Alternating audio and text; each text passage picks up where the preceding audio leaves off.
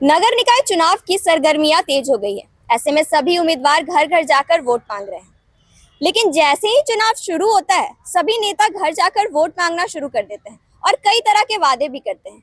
लेकिन चुनाव के बाद नतीजा वही होता है, शून्य। ना तो वादों पे वो खरा उतर पाते हैं और ना ही लोगों की समस्या को पूरा कर पाते हैं और ना ही लोगों की समस्या को ठीक कर पाते हैं। ऐसे में जो हमारी न्यूज़ 26 की टीम है, वो भी नगर निकाय चुनाव को लेकर हर क्षेत्र में जा रही है और लोगों की समस्या को देख रही है। ऐसे में जब हमने लोगों से जुड़ा और उनकी समस्या को जानने की कोशिश की, तो बहुत सारे क्षेत्रों में अलग अलग तरीके की समस्याएं थी। और लोगों की सबसे बड़ी समस्या है जलापूर्ति की समस्या। उन्हें ना समय पर पानी मिल पाता है और गर्मी में हालात तो ऐसे हो जाते हैं कि उनके घर तक पानी तक नहीं पहुंच पाता। आपको बताएं कि जो पानी होता है, वो लोगों के लिए सबसे महत्वपूर्ण चीज होता है। पानी के बिना किसी भी तरह की कोई भी काम नहीं हो सकती। लेकिन ऐसे में पानी की समस्या होना उनके लिए सबसे बड़ा तकलीफ का विषय बन जाता है। लोग इतने विवश हो जाते हैं कि पानी उनके घर तक नहीं पहुंचने की वजह से लोगों को खरीद कर पानी पीना पड़ता है या फिर उन्हें टैंकर मंगवाना पड़ता है, ताकि वो अपनी रोजमर्रा की जिंदगी सही से जी पाए। वहीं अगर बात करें कि हर क्षेत्रों की सड़कों की, तो कई क्षेत्रों में सड़कें सही है, लेकिन अगर उनके अंदर घुसा जाए और देखा जाए स्थिति को, तो सड़कों का हाल इस कदर खराब है कि जगह जगह पर बड़े बड़े गड्ढे बन गए हैं और उन गड्ढों में लोग गिर सकते हैं। और कई बार तो हालात इतने बिगड़ जाते हैं कि गड्ढों की वजह से लोगों को दुर्घटना का भी सामना करना पड़ता है। बता दें कि नालियों की स्थिति भी कुछ ठीक नहीं है। गली गली में नालियां तो बनी है, लेकिन जिस तरीके से बनी है वो बहुत ही जर्जर हालात में है। और कई जगह तो ऐसे भी हैं जहां पर नालियों की सुविधा तक नहीं है। नालियों का जो पानी है वो सड़कों तक बह रहा है और लोग मजबूर है इस तरह से जिंदगी जीने में। आपको बता दें कि गंदे पानी और जिस तरीके से नालियों का पानी सड़कों पर बह रहा है, इस वजह से लोगों को काफी परेशानी होती है।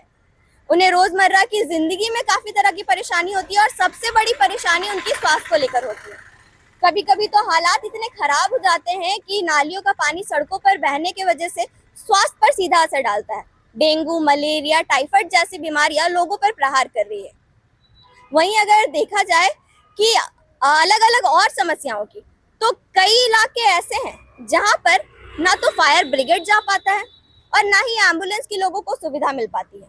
ऐसे में सबसे बड़ा सवाल यही उठता है कि जब वादे किए जाते हैं तो उसे पूरा क्यों नहीं किया जाता। आखिर इतनी सारी समस्याएं होने के बावजूद ना तो नेताओं का नजर इस पे जा रहा है, ना ही जिला प्रशासन की नजर इस पर जा रही है और ना ही कोई अधिकारी इस पर नजर डाल पा रहे हैं। आखिर ये हो क्यों रहा है? जब समस्याएं इतनी सारी हैं, जनता बोलने को तैयार है, तो समस्याओं का हल हो क्यों नहीं रहा? और इसी दौरे के दौरान जब हम कई क्षेत्रों में गए, तो कुछ क्षेत्रों की हालत इतनी खराब थी कि जिसे सुनकर आप भी हैरान हो जाएंगे। कई जगह पर सड़क की हालत काफी ज्यादा बदतर थी और लोगों को सड़कों की सुविधा सही ढंग से नहीं दी जा रही थी। और कई क्षेत्र में जब हम गए, तो सड़कों की हालत एकदम स्थिर थी और सही सलामत वो सड़क थी। फिर भी उस जगह पर सड़क के ऊपर सड़क बनाया गया और उस जगह को नजरअंदाज किया गया जहां पर सड़क की हालत काफी ज्यादा बदतर थी और जहां सड़क की जरूरत थी।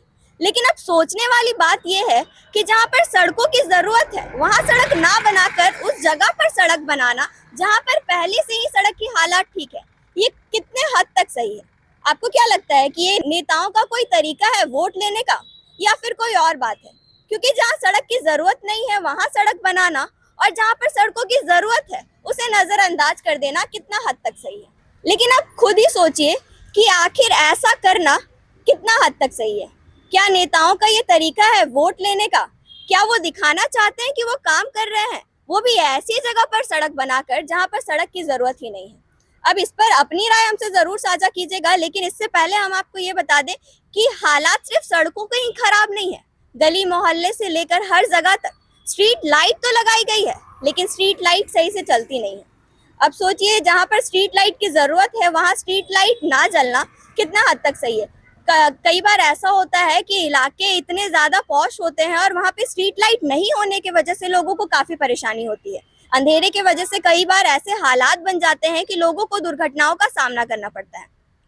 और वहीं अगर देखा जाए कि नालियों की हालात, तो नालियों की हालात तो इतनी बदतर है कि लोग परेशान हैं। कई बार ऐसा होता है कि नालियां बनाने का बिल तो पास हो जाता है, लेकिन उसे बनवाया नहीं जाता। और कई बार जब नालियां बनवाई जाती है, तो नालियों का काम आधे में छोड़ दिया जाता है।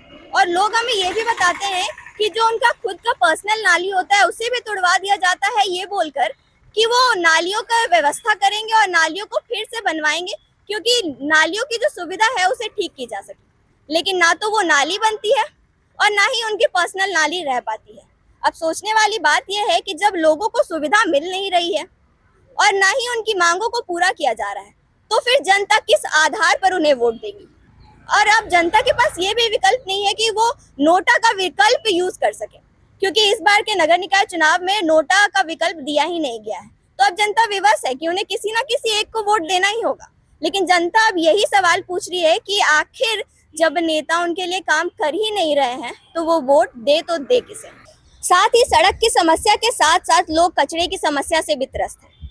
गंदगी इस कदर फैली है सड़कों पर कि कोई उठाने वाला नहीं है। कई क्षेत्र ऐसे हैं जहां पर ना तो नगर निगम की गाड़ियां जाती है और ना ही वहां पर सफाई होती है। और कई बार तो लोगों ने ये भी आरोप लगाया है कि कचरे का उठाव करने के लिए उन्हें अतिरिक्त पैसे भी देने पड़ते हैं। वहीं अगर देखा जाए तो सड़क किनारे कचरों का अंबार लगा पड़ा है।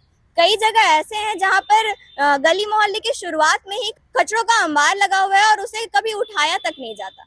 लोग हमेशा ये कंप्लेन करते रहते हैं कि सही समय पर ना तो कचरे का उठाव किया जाता है और ना ही समय पर नगर निगम की गाड़ी आती है। कई बार नगर निगम की गाड़ी गाना बजाते हुए आती है और कचरे का उठाव नहीं करती और ऐसे ही चली जाती है। वहीं अगर देखा जाए तो ये जो गंदगी की समस्या है, स्वच्छता की समस्या है, ये लोगों की सबसे बड़ी समस्या है, क्योंकि इस वजह से ही लोगों को काफी ज्यादा मच्छरों का सामना करना पड़ रहा है और इस वजह से लोगों का स्वास्थ्य पर काफी ज्यादा असर पड़ता है। वहीं अगर बात करें होल्डिंग टैक्स की, तो लोगों ने होल्डिंग टैक्स को लेकर बोला है कि वो हर तरीके से होल्डिंग टैक्स देते हैं, लेकिन उन्हें सुविधा तो मिलती नहीं। ना तो पानी समय पर आता है और ना ही बिजली उस तरीके से दी जाती है। तो अब सवाल जनता यही पूछ रही है कि जब होल्डिंग टैक्स वो दे रही है तो उन्हें सुविधा मिल क्यों नहीं रही।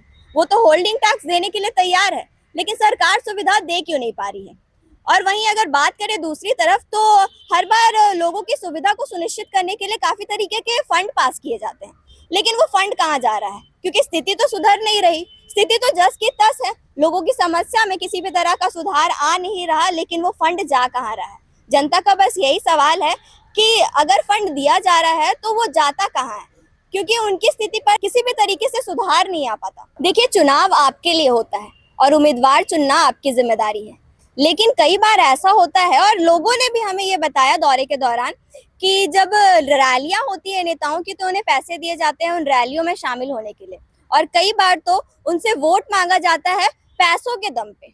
और बस यही वजह है कि लोग अपना गलत उम्मीदवार चुन लेते हैं और उनका भविष्य फिर खतरे में चला जाता है। और फिर वही जनता जो चंद पैसों के लालच में गलत उम्मीदवार को वोट देती है, वही उसी नेता पर सवाल उठाती है कि आखिर उन्हें ये सुविधाएं मिली क्यों नहीं, आखिर उनकी समस्याओं का हल निकला क्यों नहीं।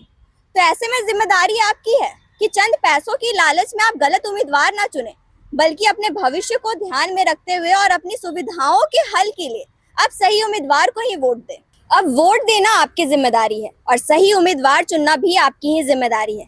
इसीलिए सोच समझकर वोट करें, क्योंकि ये मौका सिर्फ एक ही बार आता है और वो नेता जो अभी आपको चंद पैसों का लालच देकर वोट ले रहे हैं, वो दोबारा आपके द्वार नहीं आएंगे और ना ही वो आपसे सवाल पूछेंगे और ना ही आपको समस्याओं का हल देंगे।